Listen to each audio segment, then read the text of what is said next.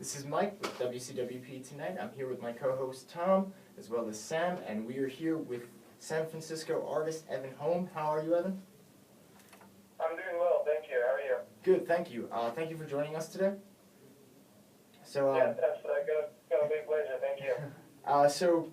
We'll get to your artwork soon, but as we are a college radio, I just want to know, how has your BFA in sculpture helped you, like, promote your work or help you create your work? Oh, you know what? I don't think it has directly helped me at all, but the actual 4 years of undergraduate helped me quite a bit. Gave me space to, actual literal space, studio space, and then time to investigate and create sculptures. And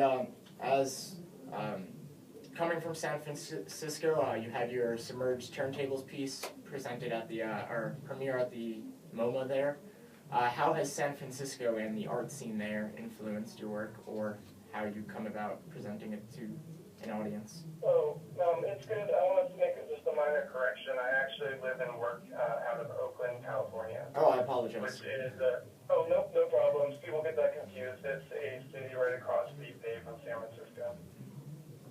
So is the art... but I do show in San Francisco and in Oakland. Has the art scene there, like, influenced your work, or...? Quite a bit, actually. There is a new and vibrant art scene in Oakland that's started, before my time, but has been really blossoming within the last 4 to 5 years. That's awesome. Yeah, that's really awesome. I was looking at your, on your site, you have a bunch of links for, pieces you've done with other artists or shows you've done with other artists, and it's really intriguing, and your pieces are speechless, but like they make me speechless because they're so incredible. Like the piece I mentioned before, your Submerged Turntables. How'd you even go about doing that? Like, what made you realize it would work if it was played like that? You know, the idea for that one first came across when I was at a concert actually in San Francisco. I was seeing a electronic music composer, Amon Tobin. I think he's Brazilian born, but lives actually, I think he lives in New York City. And he had created sculpture on stage and fused it with his music so perfectly that I decided I also wanted to do something the same. I mostly make sculptures, but I wanted to introduce music into that sculpture for the first time.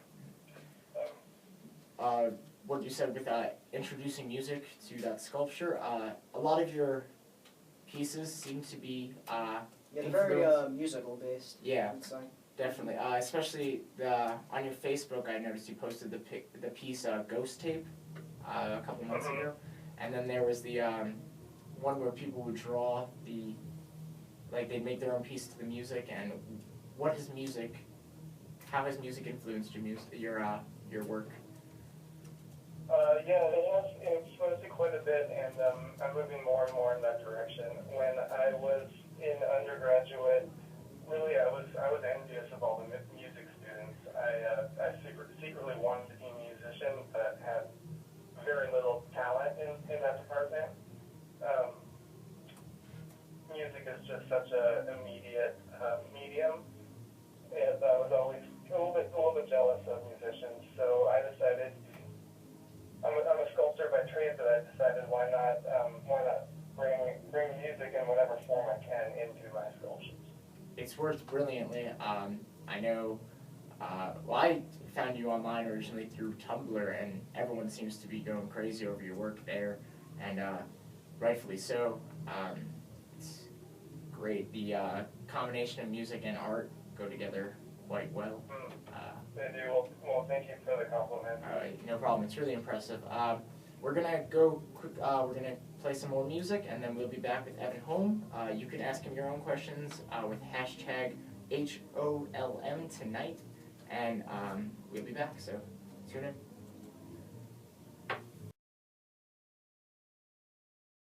Hello, I'm Tom, and you're listening to Tonight, WCWP. With us, we have special guest calling all the way from Oakland, artist Evan Holm. All right, Evan, what's up? Hey, how you doing? I'm fine. All right, so more questions for you. When you go in and build a sculpture, do you like plan the process at all? Or do you kind of just let ideas come to you and you work from there? You know, my process is always evolving. When I was in undergraduate, I would sketch out the ideas for my sculptures almost down to every detail. That has changed since then, and recently I really just jump into a sculpture without having a really clear idea where it's going to end, and then based on how the materials are handling themselves, or based on aesthetic decisions, I make changes in the process of making a sculpture. Alright, that's pretty cool, man. Between the breaks, I know we were just I asked you how long does it usually take, and on your site you say you're always in the studio like full time. So Yes. is it always a long process, or is it? Do you have those moments? With most of my work it is. I make pretty large scale installations. At least that's what I prefer to make, and those take quite a long time because it's those things are just they're finicky and they're custom made. So each little facet, each little piece is made by hand and in a unique shape. Does the long process ever like take away from your life or your other ideas or thoughts for new pieces? No, actually, I found the opposite to be true. My best brainstorming periods of time is when I'm actually in my studio with my hands busy, working with materials and creating a sculpture. That's actually when I start thinking of ideas for the next one. Alright. Let's see. As a sculptor, do you work with any specific, well, let me rephrase it, do you prefer any specific material to work with, or do you just use like anything? I'm pretty fluid in what I use. I use almost anything. I do stay away from a few things. I've decided to not use toxic materials anymore. I used to use more resins and stuff, but don't want to spend all my day around that. So I gravitate towards just more natural materials, wood and plaster. And now that I'm making things move and have sound, I'm also using a fair amount of electronics and motors. How do you make it have sound? You just put like a small amplifier or a speaker inside of it, or? For which sculpture specifically? I think he's talking about the turntables. The Transistor Hive. Maybe I should make that make sound, but the Transistor Hive actually does not make sound. The video that you guys watched has a soundtrack to it, but that's just added during the video. Oh, okay. Oh, my bad. 'Cause they had But the turntables actually are connected to a very good sound system, so those do make music in person and live. In the video for Submerged Turntables, when you're bringing the project into the museum, there was obviously a lot of worrying about was it going to fit and all of that. Does it slow down any like movement to the museum, and like is it harder to put together in the museum or? Than in other locations? Yes. That was a pretty easy installation. That was the first time I've worked with a large institution like a museum, and they were very welcoming. And the nice thing about museums is usually they have the bigger rooms in most places, and they have bigger doorways. So artists have to think of practical things like that. Mm-hmm. I was recently invited to. Someone contacted me from the city of Moscow in Russia and wanted me to bring those turntables to perform in Moscow, and I had to decline. I brought it up because I was thinking about logistics, and that was just very difficult logistics. Mm-hmm. Bringing it into a museum was easy compared to Moscow. I hard to imagine, but that's awesome that you're making an impact even in Moscow. International, Yeah, that's incredible. That's pretty cool. So obviously, as you're saying, it's hard to travel to places like Moscow. What are the hardest parts of being a sculptor with such like large pieces? Logistics. Logistics mostly is a challenge. I have grown out of 2 studios now, so studio space is, it's valuable. You have to pay rent for it, and sculpture takes up space. So I need to find larger and larger studio spaces, and in addition to that, I need to store my sculptures. So logistically speaking, it's difficult, but I wouldn't trade it for the world. I love working. I like making big sculptures, and I like working large scale. And what's the easiest part? Of being a sculptor? Oh, yes, sorry. The easiest part, I love doing it, so that's the easiest part. So with the, only because we have the video up right now of the turntables, at the bottom of it, you speak about how you believe that eventually, once human life is gone, we are going to return to nature. How has that thought or that belief influenced your other pieces and the way you look about your own pieces?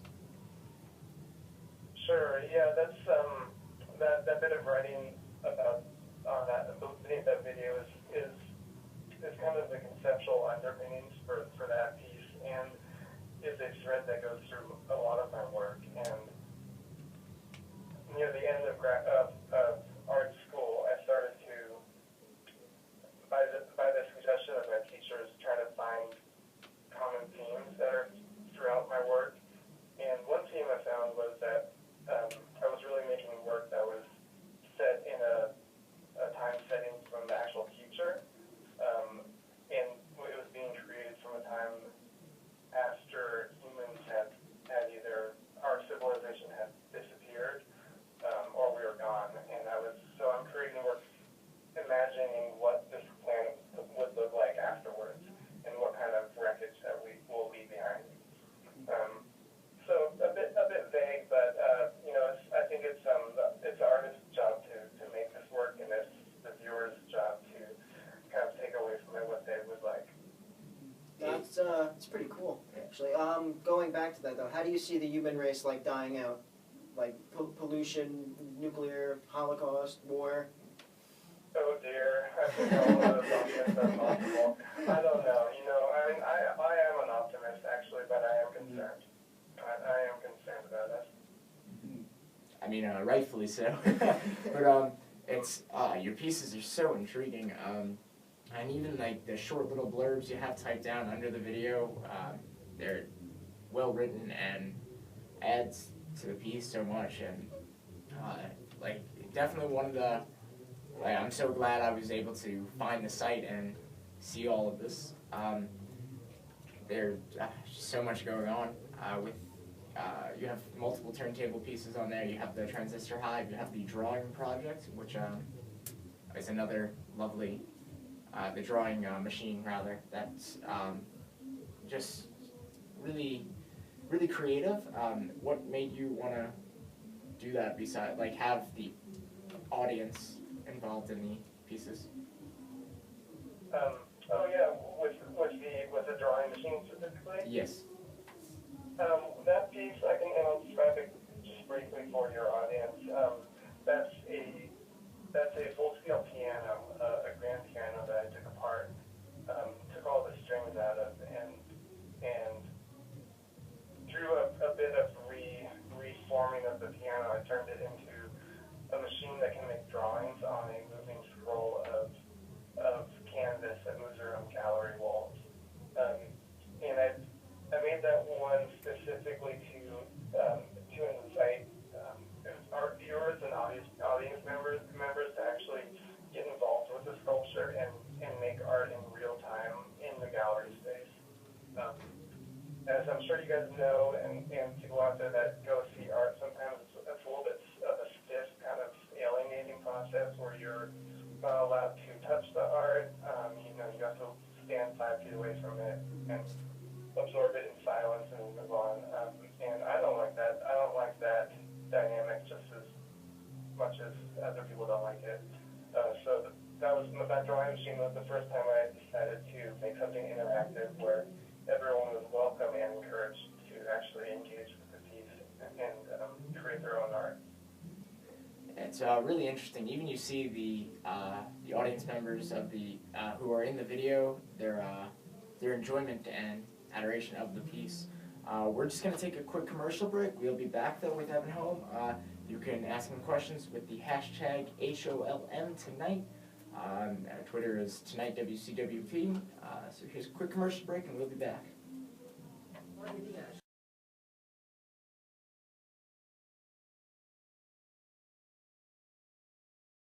WCWP. I'm Tom. With us we have a guest all the way from Oakland, California, Evan Holm. So Evan, going back to the turntables before, I'd have to say, I'm looking at your site right now, and of all the stuff that's here, my favorite's probably the Submerged turntables before. I gotta just ask though, how much did that cost to make? Was it anything like insane, or? Yeah, it was expensive to make. You know, I don't keep the best. I'm not the best bookkeeper for my art career, but I would estimate that piece cost maybe about $5,000. As a college student, that kind of pains my heart. But Yeah, I understand. Fortunately, a lot of that $5,000, or a fair amount of it was, you know, sound systems and electronics that I can transfer to other pieces also, and I can use on my own just for enjoyment. yeah, That's good. At least it pays off. that's definitely worth it. You said that you have a performance coming up with the turntables in California this summer. Can you elaborate on that? Yeah, I've been invited to perform at the California Academy of Sciences in San Francisco. It's a pretty amazing natural history museum. They've got a planetarium inside of it, and a huge butterfly exhibit, and other like living creatures and aquarium and stuff. So that they're going to place the turntables right inside the building. So it should be a perfect match and backdrop. Oh, that's awesome, and that's so cool that you get to perform with your work, and yeah, congratulations, as I said before, but congratulations, Thank you. That's really awesome. And when we were emailing before the interview, you were talking about your future work. There's one that really intrigued me. It's to make pieces to a series of poems, or a poem written by a Pulitzer Prize winner. Yeah, I also am really excited about this project. I was a poet. His name is Todd Voss out of Minneapolis. He contacted me about 2 weeks ago, and he's created this company called Motion Poems. I believe he has a website, motionpoems.com. And what he does, and what this site does, is connect poets with filmmakers, with animators, and in my case with visual artists. And then they hand over a poem to these various artists, and then it's our responsibility to create somewhat of like a short film adaptation of the poem with a voiceover of someone reading the poem. So long story short, he contacted me and has connected me with, I'm really just honored by this, with a poet named W.S. Merwin, who has won 2 Pulitzer Prizes, and also he was the Poet Laureate of the United States in 2010. Oh, wow. That's awesome. Are we allowed to know what the poem's about, or spoilers? Oh, yeah, certainly. It's the poem is called Antique Sound, and the poem is about turntables and nostalgia, and there's a little bit of loss of nature in there too. So it's just a perfect fit for my turntable. Yeah, definitely. Your previous work has projected that this will be outstanding, and I'm definitely looking forward to it, as we all are, and we'll definitely have all those links on the along with the video, and that sounds awesome. Congratulations on that. So great. Thank you. Yeah, I'm currently doing a storyboard for it, and then I will be filming, I think, in maybe in 2 weeks. I'm using my turntables as a set and the background for the short film, and then my film, along with 12 other artists, are going to be screened at the Walker Art Center in Minneapolis. Oh, that's so cool. How are you filming? Is it like Is it like a live stream, or? are you using footage like film, or is it digital? It's going to be, let's see, no, it won't be live. I'm going to be setting up my turntables inside my studio.